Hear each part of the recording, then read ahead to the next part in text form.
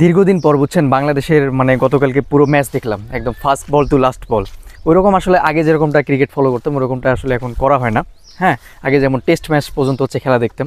এর পিছনে অনেক কারণ আছে, তার মধ্যে অন্যতম হচ্ছে আমাদের ছোটোবেলার ইমোশন, যে প্লেয়ারগুলো ছিল তারা এখন আসলে জাতীয় টিমে নাই, এটা একটা কারণ। তারপরও আরও অনেক কারণ আছে যার কারণে মানে ক্রিকেট খেলার দেখাটা না বাদ দিয়েছিলাম। তো পরশু বাসায় আসছি, আসার কারণে হাতে না আসলে অনেক সময়, তাই ভাবলাম যে ম্যাচটা দেখি। আর এটা যেহেতু হচ্ছে একটা ইম্পর্টেন্ট ম্যাচ, জিতলেই ফাইনালে চলে যেত, তাই ম্যাচটা হচ্ছে দেখলাম। হ্যাঁ, পুরো ম্যাচটাই দেখলাম। Then one thing I realise, nothing has change Bangladesh cricket টিমে। মানে ব্যাপারটা হচ্ছে দেখেন, আপনি অন্য অন্য দেশের প্রতি মানে তাকান, মানে তাদের না জেনারেশন বাই জেনারেশন মানে খেলার ধরন পাল্টে চেঞ্জ হয়, তারা হচ্ছে আপগ্রেড করে নিজেদেরকে। বাট বাংলাদেশের খেলাটা আপনি দেখেন, মানে এদের হচ্ছে ওই বাপদাদারা যেভাবে ক্রিকেট খেলছে, এরা এখন সেম স্টাইলে মানে ক্রিকেট খেলতেছে। Nothing has change man. মানে এটা কি ক্রিকেট? এটা কোন ধরনের খেলা খেললো? আর টিমে এগুলো মানে কোন ধরনের প্লেয়ার আছে ভাই? মানে কোন ধরনের প্লেয়ার এগুলো খেলতেছে? 135 রানের টার্গেট, যেখানে কিনা এই ম্যাচটা ওয়ান ডে স্টাইলে খেললেই মোটামুটি মানে বের করা সম্ভব। সেখানে দেখা যাচ্ছে তারা হচ্ছে একের পর এক ডট বল খাচ্ছে, প্রেশার ক্রিয়েট করতেছে, তারপর হঠাৎ করে একটা মানে বড় শট খেলার টেন্ডেন্সিটি, হঠাৎ করে একটা বড় শট খেলতে গিয়ে আউট হয়ে যাচ্ছে। ভাই এটাই কি ক্রিকেট? আর বাংলাদেশের মনে হয় বর্তমানে প্লেয়ারগুলোর মধ্যে আমাদের ক্যাপ্টেন জাকির আলী অনেক, এই ছেলেটাকে নিয়ে সোশ্যাল মিডিয়ায় সবচেয়ে বেশি ট্রোল হচ্ছে। আর হবেই না বা কেন? মানে এনার অবদানটা দেখেন এশিয়া কাপে, মানে এনার অবদানটা কি? এনার অবদানটা হচ্ছে ইনি পুরো এশিয়া কাপে 66 বল ফেস করে একটা 6 মারতে পারেনি।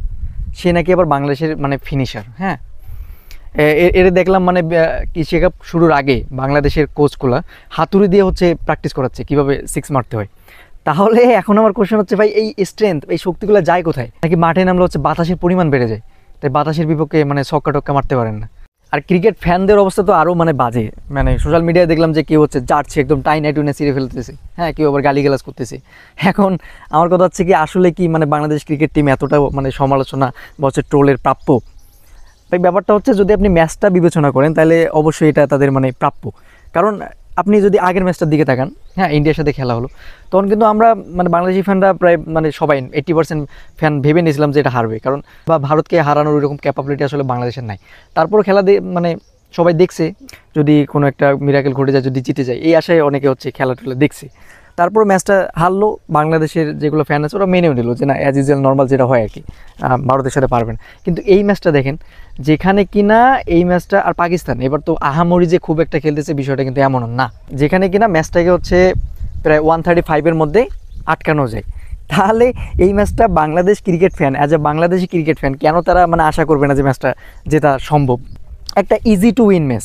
তো সেই জায়গা থেকে আসলে হারার ক্ষোভ বা রাগ যেগুলো, এটা আসলে সবাই সোশ্যাল মিডিয়ায় ছাপতেছে। কারণ ম্যাচের আসলে সিচুয়েশনটা অনেক কিছু ম্যাটার করে। মানে ম্যাচটা জেতার জন্য সব কিছু আমাদের পক্ষে ছিল।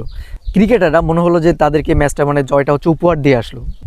যাই হোক, আবার হয়তো বা এই ম্যাচের ট্রমাটা আমার থাকবে, হ্যাঁ, কিছু ঘন্টা বা কিছু সময়।